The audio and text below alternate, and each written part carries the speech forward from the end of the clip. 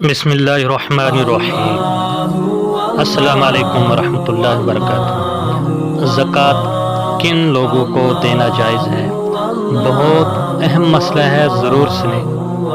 اس سے پہلے کہ ہم آپ حضرات کے سامنے یہ بیان کریں کہ زکوٰۃ کن لوگوں کو دینا جائز ہے، آپ ہمارے چینل جے کے اسلامک مسائل کو سبسکرائب کریں اور ساتھ میں بیل آئیکن کی گھنٹی کو دبا دیں تاکہ آپ کو بر وقت معلوماتی ویڈیوز اپلوڈ ہونے پر نوٹیفیکیشن ملتے رہے۔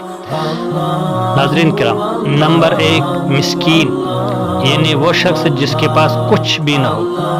نمبر 2 فقیر، وہ شخص جس کے پاس کچھ تھوڑا سا مال و اسباب ہے لیکن نصاب کے برابر نہیں ہے۔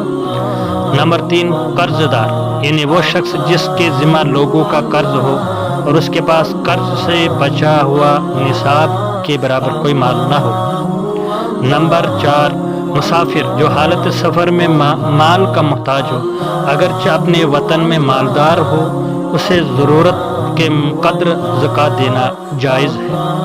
تو ناظرین کرام، یہ آپ نے سنا کہ زکوٰۃ کن لوگوں کو دینا جائز ہے۔ انشاءاللہ اب آئندہ ویڈیو زکوٰۃ کن لوگوں کو دینا ناجائز ہے اس کے بارے میں بنایا جائے گا۔ تب تک آپ ہمارے چینل پر بنے رہے۔